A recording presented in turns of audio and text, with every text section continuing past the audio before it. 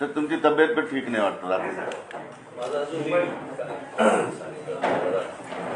मध्ये ऑपरेशन झालं हे मागे शांतरा मागे थोडं कोण आहेत मागे कार्यकर्ते मध्ये जरा माझं एक या लॉकडाऊनच्या पिरियडमध्ये माझा हात फ्रॅक्चर झाला होता. आत्ताच म्हटलं मी संकट येणार त्यावेळेला हातात हात घालून येतं. त्याला एक माझा हे इथे माझं फ्रॅक्चर झालं, त्याच्यानंतर 3-4 महिने गेले. त्याच्यानंतर एक माझा पायाचं ऑपरेशन झालं. हिप जॉईंटला नाही झालं माझं, कंबर पण आहे. त्याच्यामुळे ते जरा थोडंसं म्हणजे आता अजूनही फिजिओ सुरू आहे. काल मला वाटलं असं की गाडी मला गाडीतनं उतरून परत चढणं मला शक्य नव्हतं. त्याच्यामुळे मी अगोदर नाशिकवरनं निघतानाच मी मेसेज दिले होते की मला गाडीतनं उतरणं शक्य नाही. त्याच्यात मी काय झालं की त्या पुढे औषध घेतलं होतं, त्याच्यामुळे औषधामुळे मला ग्लानी पण होतं. त्या ग्लानीमध्ये जरा थोडंसं श्रीकृष्ण बोललं ग्लानी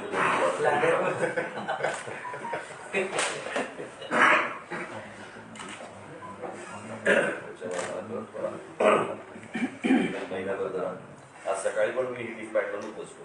तरी तुम्ही बाय सरफेस आहे कसं आहे म्हणजे फ्लाईट म्हणजे कमीत कमी प्रवास नाशिक होतं ना मध्ये, ह्याच्यामध्ये नाशिक होतं ना, नाशिक पर्यंत मग निघतात. तुम्ही आता आज दुपारचा काय कार्यक्रम माझा अटकला की कोणा काल संध्याकाळी कार्यकर्त्यांनी खूप तयारी केली होती, जवळपास 1-1.5 तास. कसं नाही झाला तयारी केली होती, परंतु माझ्याकडनं आधीच मेसेज गेले होते. सुरू करा. हो. मग आज ते काय नेमकं डोक्यात काय आहे? डोक्यात काय काही नाहीये. मला एक तर निवडणुका काय आपल्याकडे येत असतात, जात असतात, ते काही चालू असतात. परंतु तर गेली 2 वर्षामध्ये कुठे काही फिरता नाही आलं, काही करता नाही आलं, बाहेर जाता नाही आलं. काही सगळ्यांना बैठकीला किंवा मेळाव्याला बोलवणं हे पण थोडंसं संयुक्तिक नव्हतं या कोरोनाच्या पार्श्वभूमीवर, लॉकडाऊनच्या पार्श्वभूमीवर. तर हळूहळू होतं एकदम, त्यामुळे बाहेर पडलो. आमचे दिलीप धोत्रे त्यांनी सांगितले की आपण मराठवाड्यातल्या आपल्या सगळ्या पदाधिकाऱ्यांचा एक मेळावा, तो मेळावा म्हणून बाकी काय चाललंय महाराष्ट्रीय तब्येत काय वाटते? आमच्यापेक्षा तुम्हाला निवडून आले तुम्ही.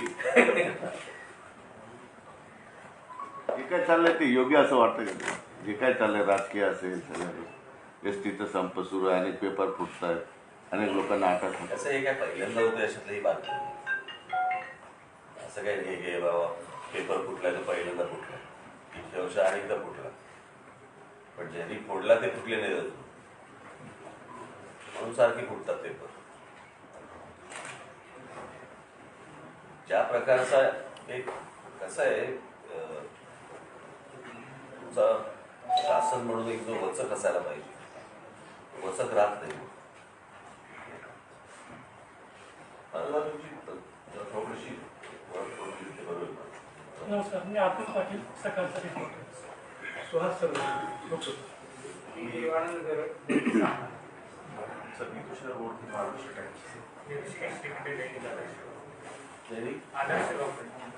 आदर्श गाव आपलं नाशिकचे गाव आहे. डॉक्टर शेखर बघल दिव्य मराठी.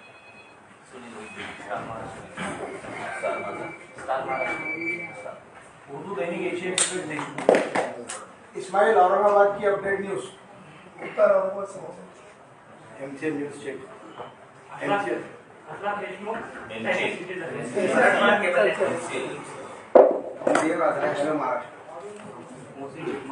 स्टॅच्यू ऑफ लिबर्टीचा बरोबर.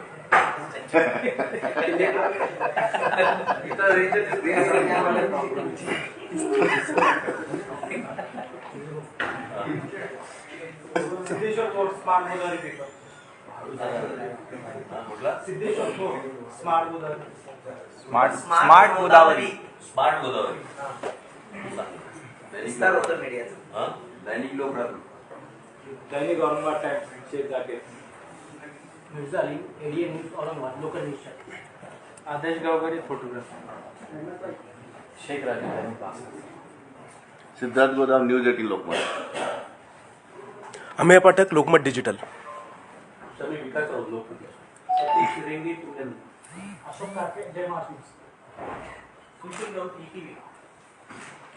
सचिन बडे लोकशाही. मच्छिंद्र नागरे दैनिक भास्कर. मी कुठला कॅन्डिडेट बीपी माझा. कबीर अहमद फायदे लोक. जीवन पाटील टाइम्स. संतोष सर जय महाराष्ट्र.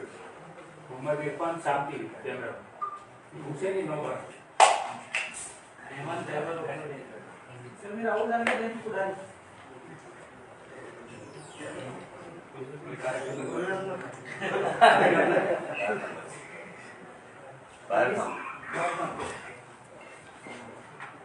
बाकीच्यांना वेगळे नियम आणि तुला वेगळा नियम नाही.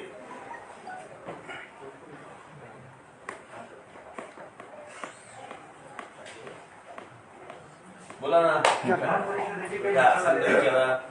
तुम्ही सांगा ना, तुम्हीच म्हणजे 22 महिन्यानंतर आलात. फेब्रुवारी 2020 मध्ये आलात. बोलत काय त्याला कधी आलो. तुमच्या आयडिया तुम्ही आधी स्पष्ट करा. तुम्ही हे कोरोनाच्या नंतर बाहेर पडायचं म्हणून नाही पडलात.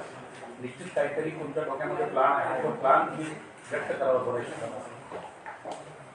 ते मी करोनाच्या नंतर बाहेर पडलो. आता तुला काय आपल्या देशामध्ये निवडणुका या येतच राहतात. म्हणून तुम्ही काय निवडणुकीसाठी बाहेर पडलो असं काय प्रत्येक वेळा बोलू नाही शकत ना. आणि आता फेब्रुवारीमध्ये काय म्हणू आपण त्याला तारखेनुसार निवडणुका व्हायला आहेत. संभाजीनगरची पुढे गेलेली आहे, वर्षभर पुढे गेली. आणि ज्यांच्या निवडणुका आहेत ज्यांची खात्री नाही आहे की त्या होतील की नाही होतील, की त्या अजून 6-8 महिने पुढे जातील, की त्याच्यासाठी म्हणून बाबा हे ओबीसीचं नवीन प्रकरण सुरू केलंय की केंद्राने मोजायचे का राज्याने मोजायचे आणि मग त्या मोजामोजीमध्ये तुमच्या सगळं आपलं निवडणूक आता पुढे ढकलायच्या, कारण कोणी सामोरं जाणार नाही असं. कारण ओबीसी समाजामध्ये आज अनेक ठिकाणी या संघटना सुरू झाल्या, पाट्या लावायला सुरुवात झाली, आमच्याकडे मतं मागायला येऊ नका म्हणून. त्याच्यामुळे या सगळा जो गोंधळ घातला गेला यांची हिंमत नाही परत त्यांच्याकडे जायची. काहीतरी कारण काढून हे निवडणुका पुढे ढकलतील माहित नाही. आता हे निवडणुका पुढे ढकलतील का वेळेवर घेतील याची कुठचीच खात्री नसताना जर समजा मी बाहेर पडलो असेल आणि जर समजा मी माझ्या पक्षातल्या लोकांशी बोलत असेल तर त्यालाही काहीतरी बघायचं कुठच्यातरी अर्थानेच बाहेर पडले. आणि अर्थ असणारच आहे ना. तुम्ही पण आज इथे माझ्याकडे आलात ते कुठच्यातरी अर्थानेच आलेत ना. शेवटी राजकीय पक्ष आहे, राजकीय पक्षामध्ये मी ज्याला बाहेर पडणार त्याला काही ना काहीतरी अर्थ असणारच. आता तुम्ही सांगाल की तुमची स्ट्रॅटेजी काय आहे, मी तुम्हाला सांगू. मला नाशिकला विचारलं तुमची स्ट्रॅटेजी काय, स्ट्रॅटेजी सांगायची. 2 प्रकारच्या स्ट्रॅटेजी असतात. काही हिडन स्ट्रॅटेजी असते ती नका सांगू. स्ट्रॅटेजी मीडियाला सांगण्यासाठी स्ट्रॅटेजी ही हिडनच असते.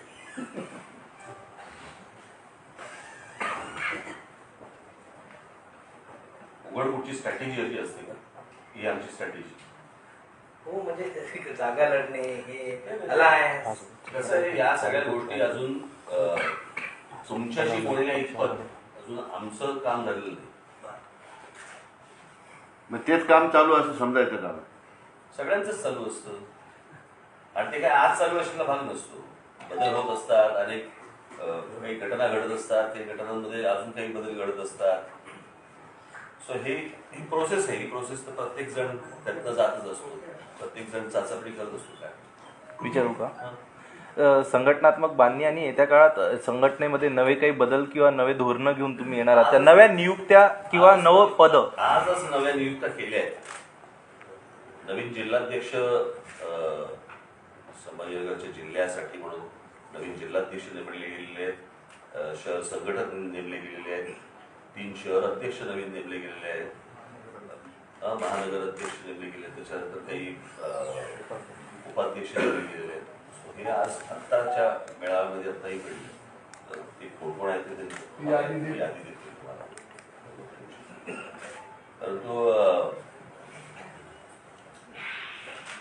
होतंय कसं या सगळ्याच्यामध्ये, मी काल नाशिकला थोडंसं ओझरतो मी हा विषय बोललो, परंतु आपण मूळ विषय ठेवतोय बाजूला आणि आपण नको त्या सगळ्या विषयांमध्ये आपण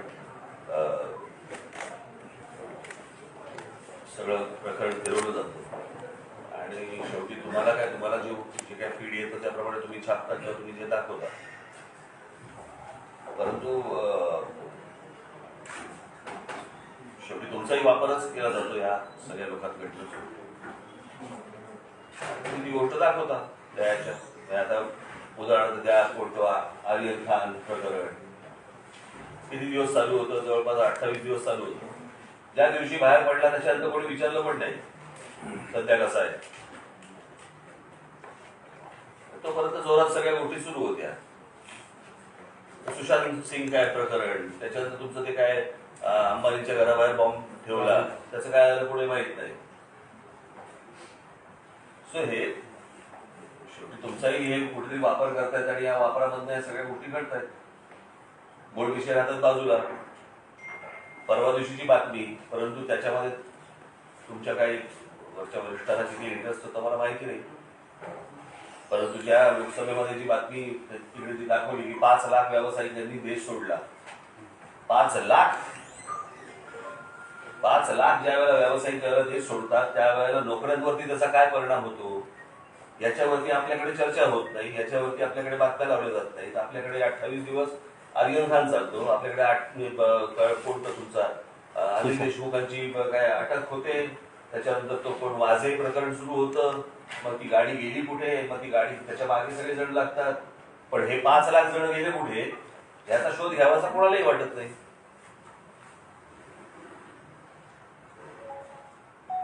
आज देशभरामध्ये असंख्य लोक असे आहेत की ज्यांच्या नोकऱ्या गेलेल्या आहेत, ज्यांच्याकडे मुलांची बियांचे पैसे भरायला पैसे नाहीयेत, पगार काय तुमची फी भरायला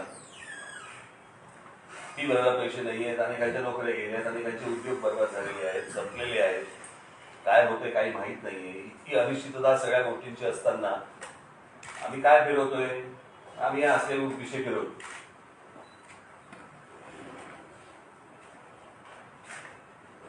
या अनिश्चिततेला जबाबदार कोण आहे? कशाला? या अनिश्चिततेला काय या अनिश्चिततेला जबाबदार कोण आहे? सगळेच जण आहेत. जसे राजकारणी आहेत तसे तुम्ही पण आहात.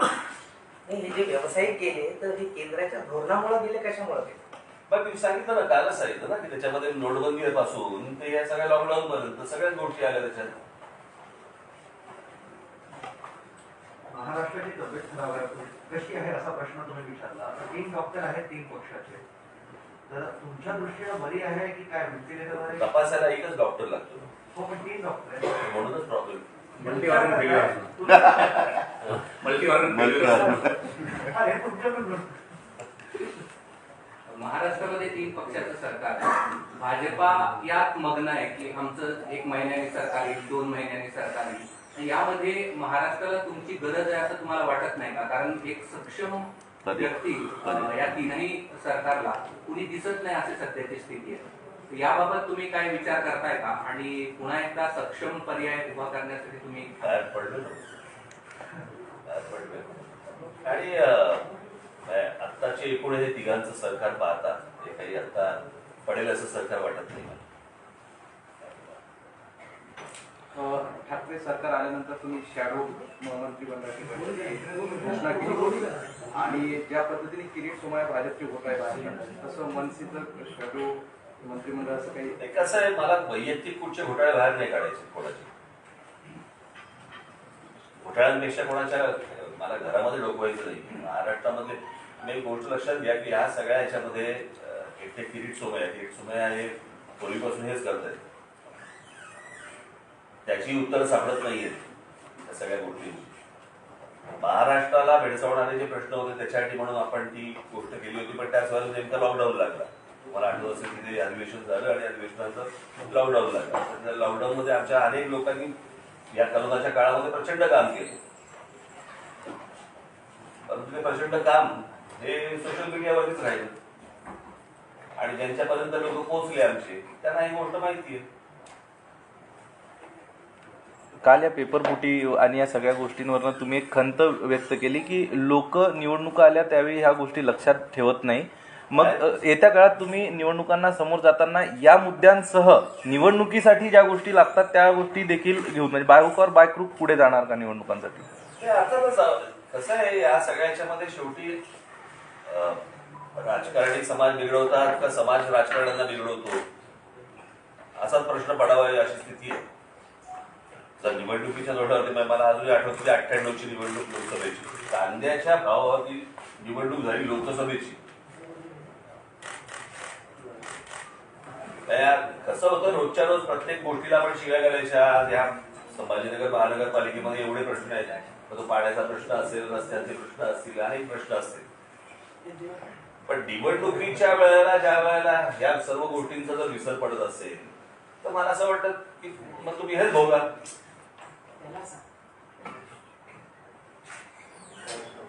तुम्हाला सांगायचं म्हणजे मी नाशिकचं उदाहरण देईन मी तुम्हाला.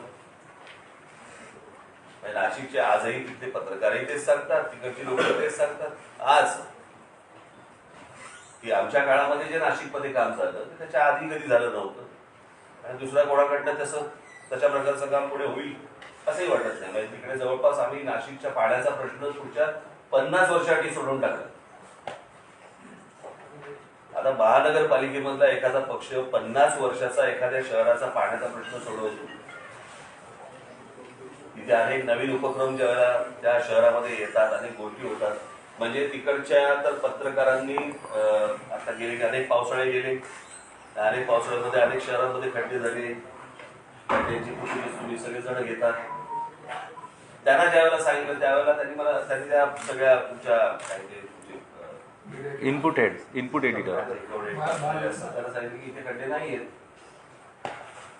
आता जर रस्त्यामध्ये खड्डे नसतील ही चांगली गोष्ट नाही, पण ह्या सगळ्या गोष्टी करून पण जर समजा निवडणुकीच्या वेळेला वेगळ्याच विचारांवरती जर समजा आपण मतदान करणार असू तर कोण तुमच्यासाठी चांगलं काम करेल असा पण प्रश्न पडतो ना. जर समजा गावावरती जर मतदान होणार नसेल तर मग समज असा व्हायला लागतो की बाबा एका कामावरती मतदान करत नाही, बाकीच्याच गोष्टींवरती करतात. मग गावं करायची कशासाठी रस्ते सुधारून पाहिजे, त्या वेळेला शिव्या घालतील. निवडणुकीच्या वेळेला काहीतरी वेगळं सुरू केलं की वेगळ्या गोष्टींवरती मतदान करतील. लोकांनी या गोष्टींचा राग जोपर्यंत व्यक्त होत नाही मतपेटीत तोपर्यंत हे कोणी सुधारणार नाही. निवडणुकीच्या तोंडावरती ह्या पक्षातून त्या पक्षात जायचं, त्या पक्षातून त्या पक्षात जायचं आणि जर का तो निवडून आला तर मग काय बांधिलकी नावाची काही गोष्टच राहिली नाही.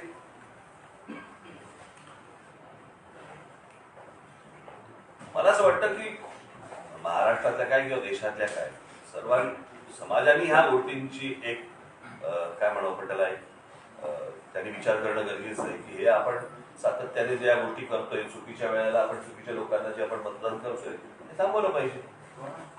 माझा जमा ते बाप दाखवांतर श्राद्ध घाला ह्या लेवलला जोपर्यंत लोक येत नाही, समाज येत नाही तोपर्यंत हे कोणी सुधारणार नाही. या सर्वांनी लोकांना गृहीत धरलेलं आहे. हे तेवढ्या पुरतं शिव्या घालतील, निवडणुकीच्या वेळेला येतील, जातील कुठे. पण असलंच राजकारण भिंत आणि जो कोणी पण भिंत म्हणजे शेवटी समाज आहे ना हो. लोक मतदानाला उतरतात ना. पण तुम्ही तुमच्यासारखे काही लोक जेव्हा वेगळा विचार मांडतात त्या माणसासोबत तो जात नाही आणि असलं जे तुम्ही सांगता म्हणजे मला फुकट घालवतात ना. नाही पण आता बरोबर की नाही. म्हणजे प्रश्न असा आहे की नंतर नका बोलू, जाणार नाही तो भाग वेगळा. काय असं काही लोकांचं सुधारायचं वय निघून जातं, काही लोकांचं फुकट द्यायचं वय निघून जातं. तसं आता माझं फुकट द्यायचं वय निघून जातं. सुधारायचं वय नाही, पण गेले 20-25 वर्ष बघताय तुम्ही की गठबंधनचं युग आलेलं आहे, युती आघाड्यांचं युग आहे. अशा स्थितीत आपण तसं विचार नाही करत ना. म्हणजे मला असं म्हणायचं की तुम्ही म्हणताय की मला लोक फुकट घालवत आहे, नाही हो. तर त्याऐवजी मी असं म्हणतोय घ्या उद्याची राहील टाका नाही, नाही. लोक मला फुकट करत एवढंच असतं. नाही, माझं हे म्हणणं आहे की गठबंधनचे सरकार येऊ लागलेली आहे. आपण तसा विचार नाही करत. फ्लेक्झिबल राहाल का म्हणजे तुम्ही येत्या निवडणुकांमध्ये? कसं आहे, पहिली गोष्ट तुम्ही आत्ता काय घडणार आहे किंवा निवडणुकीच्या वेळेला ऐन तोंडावरती काय घडणार आहे तुम्ही नाही सांगू शकत ना, मी सांगू. परंतु प्रत्येक जण आपापला पक्ष मोठा करण्यासाठीच काम करतो. निवडणुकीच्या वेळेला बघू. पण आता ज्या पद्धतीनं 3 पक्षाचं सरकार एकत्रित आलेलं आहे आणि ते येणाऱ्या निवडणुकीमध्ये सुद्धा सोबत राहण्याची शक्यता आहे, मग अशा वेळेस इतर पक्षांना काय स्पेस भेटणार आहे, कसं? नाही, तत्पूर्वी मला म्हणायचं की निवडणूक नाही. काय म्हणायचं? सर मला हे म्हणायचं आहे की आता जे 3 पक्षाचं सरकार आहे हे अपेक्षित नव्हतं, घडलं झालं.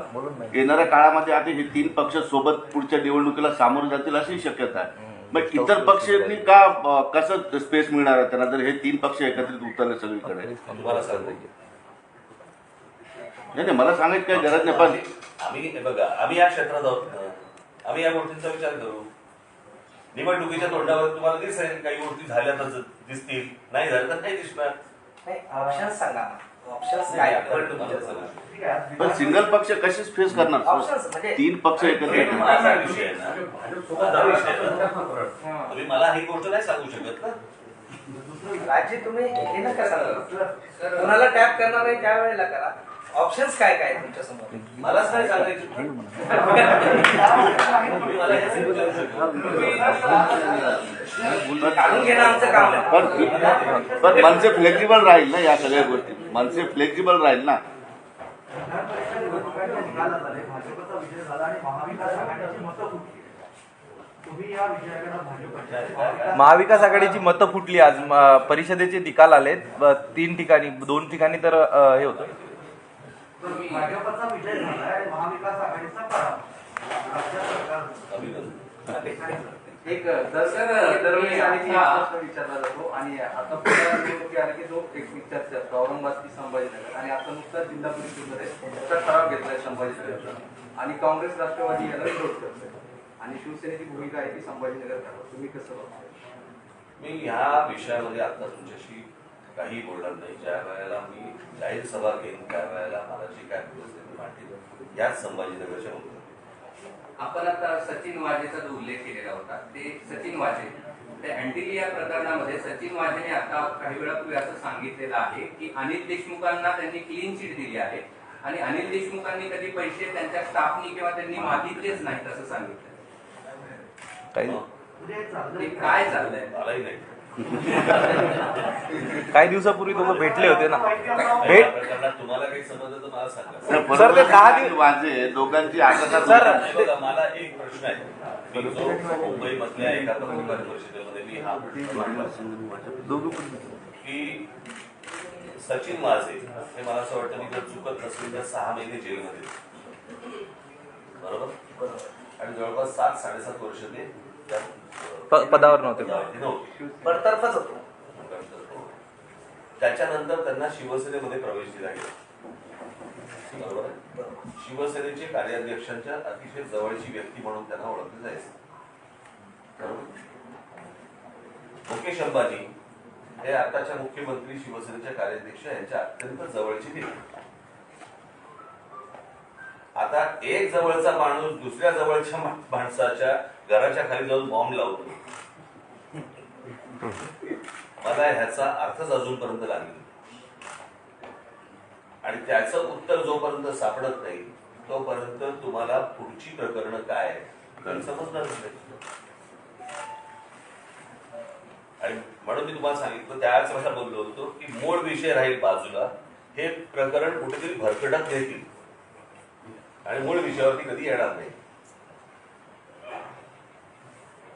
विषय सुरू झाला खाली जिलेटिन ठेवल्यापासून ना त्या घराच्या. आपण सर्वजण इथे संभाजीनगरला असतात त्याच्यामुळे आपल्याला तिथली तो कुठचा रस्ता अल्टामाउंट रोडवरची तिकडची जर तुम्ही सिक्युरिटी पाहिली तर माणूस जर समजा 2दा गेला तिथून तर विचार न होईल, इतकी कडक सिक्युरिटी आहे त्या सगळ्या भागात. अशा वेळेला एक माणूस तिथे जातो, तिथे गाडी लावतो, गाडी लावल्यानंतर मग परत येतो आणि मग एक परत चिठ्ठी ठेवतो आणि मग परत जातो. याची उत्तर काय? म्हणजे स्क्रिप्टेड आहे म्हणा. मला काही कळत नाही, याचं उत्तरच सापडत नाही. जर वाझेने तिथे गाडी ठेवली आहे, जर वाझे हा शिवसेनेचा माणूस म्हणून आहे, मुकेश अंबानी जर उद्धव ठाकरेंचे जवळचे मित्र आहेत, तर वाझेने तिथे जाऊन गाडी का ठेवली? एक साधा सरळ प्रश्न आहे ना माझा. त्याचं उत्तर अजूनपर्यंत येत नाही. हे आता तुम्ही थोडी विचारलं, मला आता तुम्ही विचारलं, हे तर 25,000 फुटावर विमान चाललं देशमुख मूळ विषय नाही. विमानाचा टेक ऑफचा बोलतोय आणि कशासाठी टेक ऑफ? मला समजतच नाही. त्यावेळेला तुम्ही माझ्याकडे आता फार मी तुम्हाला काही डिटेल देऊ शकत नाही, मी सांगू शकत नाही, सांगणार नाही. कारण तुम्ही असं वाक्य त्यावेळेलाही तेच होतं, आजही माझं तेच होतं की हे जिथून सुरू झालंय त्याचा जर समजा शोध लागला तर पुढे फटाक्याची पाळ लागेल. परवा दिवसभर जे सुरू होतं मुस्लिम आरक्षणासाठी एमआयएमचा मोर्चा वगैरे, तिरंगा. निवडणूक आल्या की त्याआधी कसे आरक्षणाचे मुद्दे उचलले जातात असं तुम्हाला वाटतं? कारण याआधी पण मुळात पहिलं आपण एक गोष्ट लक्षात घेतली पाहिजे की आरक्षण हे कुठच्या गोष्टींसाठी आहे, तर 2 गोष्टींसाठी प्रामुख्याने. एक शिक्षण, तर दुसरं नोकरी. महाराष्ट्रामध्ये जर बघितलं तुम्ही तर बहुतेक शिक्षण संस्था या खासगी होत चाललेल्या आहेत आणि महाराष्ट्रामधले बहुतेक उद्योग हे खासगी उद्योग क्षेत्र होत चाललेले आहे, सरकारी उद्योग क्षेत्र राहिलेले नाही. केंद्रातले जे सरकारी उद्योग आहेत त्याचंही खासगीकरण मोठ्या प्रमाणावरती सुरू आहे. अशा परिस्थितीमध्ये खासगी उद्योगांमध्ये आरक्षण नाही, खासगी शाळांमध्ये आरक्षण नाही. मग ही आरक्षणाची जी मागण्या ज्या सगळ्या सुरू आहेत या कोणासाठी, कशासाठी आणि फक्त या मतांसाठी आहे, त्याच्या पलीकडे याला काही अर्थ नाही. आत्ता या महानगरपालिकांच्या जवळपास निवडणुका आज आहेत. केंद्र सांगते राज्यांनी मोजावेत ओबीसी किती आहेत महाराष्ट्रामध्ये, राज्य सांगते ओबीसीची यादी आम्हाला केंद्राने द्यावी, तर केंद्राकडे यादी आहे तर केंद्र देत का नाहीये? आणि किती 430 कोटी 435 कोटी रुपये लागणार आहेत की महाराष्ट्रामधले किती ओबीसी आहेत ते मोजण्यासाठी. 435 कोटी म्हणजे साधारणपणे 2-3 तासाचा भ्रष्टाचार आहे त्यांचा. आता एवढे पैसे मिळू शकत नाहीत काय ना. हजारो कोटीची गोष्टी सांगायच्या, इतके 1000 कोटी याला घातले, इतके 1000 कोटी याला घातले, 100 कोटी रुपयाचं एवढं आम्ही केलं, तर 435 कोटी रुपयाने काय फरक पडणार? त्याच्यामध्ये ओबीसी समाज मोजून पण होईल. हे करायचंय की नाही करायचं या लोकांना, ह्याचं हे जे सगळं राजकारण करतायत ना, की ह्याच्यामध्ये जेवढं जास्तीत जास्त जातींमध्ये फूट पाडता येईल तेवढी फूट पाडायची आहे. आणि जे उत्तर प्रदेश, बिहार आणि या सगळ्या भागामध्ये जे जातीची समीकरणं ज्या प्रकारे चालतात त्या प्रकारे यांना महाराष्ट्र बनवायचं आहे. इतका गरीब, इतका जातीने बजबजपुरी असलेला महाराष्ट्र मी इतक्या गेल्या कित्येक वर्षात पाहिलेलं नाही. पण विरोधी पक्षात कुठपर्यंत खोलवरती प्रकरण गेलेलं आहे? हे जातीचं प्रकरण कुठपर्यंत गेलं खोलवरती? तुमच्यामध्ये पण आलं, हे पत्रकारांमध्ये आलं, हे कॉलेजमध्ये आलं, हे शाळांपर्यंत गेलं प्रकरण. आपला मित्र कोणत्या जातीचा असावा, आपली मैत्रीण कोणत्या जातीची असावी, इथपर्यंत घाण केला महाराष्ट्र.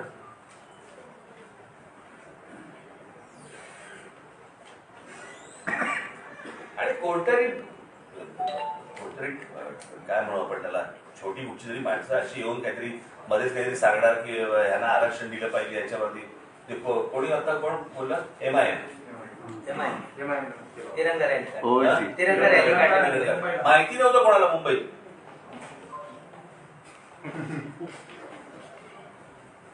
हे कोणी सांगितलं? मला माहिती नव्हतं. पत्रकारांनी. लोक तर सोडूनच द्या. मला मुंबईतल्या पत्रकारांनी सांगितलं त्यांना माहितीच नव्हतं की अशा प्रकारचा काही मोर्चा आहे.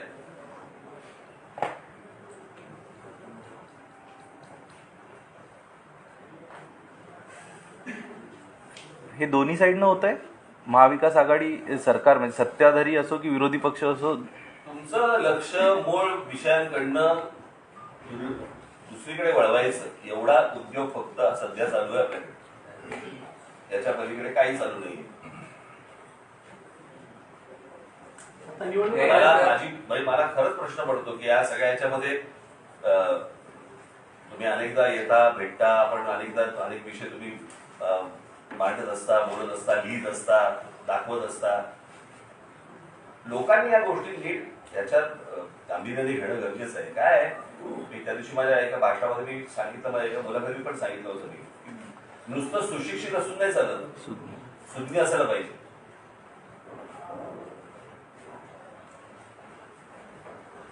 जर इतरांसारखा जर समजा घोळक्यामध्ये राहून जर समजा सुशिक्षित असतील, काय उपयोग? त्याच्यामध्ये सुज्ञपणा जर नसेल, काय उपयोग त्याचा?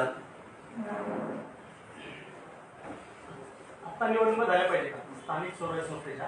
आता निवडणुका झाल्या पाहिजेत का? ह्याला काय लॉजिक आहे? वेळेनुसार व्हायला पाहिजे. महाराष्ट्रात एवढे सगळे प्रश्न आहेत, पण नवीन युनिकॉर्न मायक्रॉन काय काय मायक्रॉन. सर तुम्ही म्हणताय की लोकांची युनिकॉर्न त्याची गाडी सर तुम्ही म्हणताय लोकांची मानसिकता बदलली जाते या गोष्टी राजकारणामध्ये. आता काल जे नरेंद्र मोदी यांचे हे सगळ्या गोष्टी झाल्या, दिवसभर रात्र होते काशी विश्वनाथ तिथं, तर याच्यामध्ये एक हिंदुत्वाची लाट भारतामध्ये काल जवळपास 8-10 तास दिसली. मग ह्याच गोष्टी लोकांच्या मतदारांना प्रभावित करतात. मला अजून काही लाट दिसत नाही. भावना आहे. तुम्हाला गोष्ट सांगतो, ज्या वेळेला बाबरीचा ढाचा ज्यावेळेला पडला ना, त्यावेळेला लोकांच्या मनामध्ये राग होता. रागाचं परिवर्तन हे मतांमध्ये झालं. पण ज्या वेळेला राम मंदिर ज्या वेळेला बांधलं जातंय त्यावेळेला लोकांना आनंद आहे. आता आनंदाचं परिवर्तन हे किती मतात होतंय मला माहित नाही. गैरहजर एसटी कर्मचारी जे आहेत त्यांच्यावरती सतत निलंबनाची कारवाई होताना पाहायला मिळते, मात्र चर्चा काही होत नाही. किंवा मेस्मा लावायचं सरकारने सांगितलं, पण तो पण आणखी त्याचा वापर केला गेला. मी काल म्हटलं ना, 1 लाख कर्मचारी आहेत, अंगावर आलं तर काय करेल सरकार? त्यांना समजून घेणार आहोत की नाही आपण? 4-4 महिने पगार द्यायचे नाही त्यांना. ऐन दिवाळीमध्ये तुम्ही पगार देत नाही का? बाकीच्या सगळ्या गोष्टी सगळ्या सुरू आहेत ना ह्यांच्या.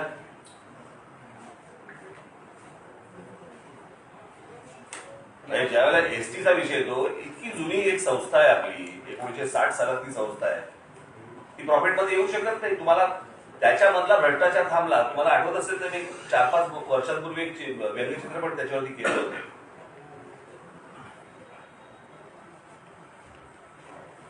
त्याच्यामधला भ्रष्टाचार जर समजा थांबला तर अनेकांचे फायदे होतील. त्याचा उपयोग एसटीला होईल. विदेशी माझ्याकडे विरोधी पक्ष जेव्हा आले होते तेव्हा मी त्यांना सांगितलं, म्हटलं तुम्ही विरोधी पक्ष नेते आहात, तुम्ही प्रोफेशनल मॅनेजमेंट कंपनी ही एसटी साठी चालवली नाही, एसटी तरी चालवावी.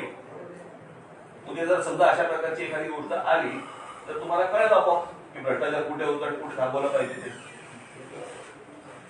पण सगळ्यांनीच हात धुवून घ्यायचे ठरवले त्या एसटी मध्ये, तर राहणार कुठून नटवट? 1 महिन्यापासून आता मुख्यमंत्र्यावर काहीच बोलत नाही, फक्त पर्यटन मंत्री बोलत आहे. 1 महिन्यापासून एसटीचं आंदोलन चालू आहे, फक्त मुख्यमंत्री आजारी येतो. तुमची पवार साहेबांबरोबर पण ह्या गोष्टी काही नाही. तुमची पवार साहेबांबरोबर पण चर्चा झाली. त्यामुळे महाराष्ट्र त्यांचं काय महाराष्ट्रालाही लागलं. पवार साहेबांबरोबर पण तुमची या विषयावरची चर्चा झाली.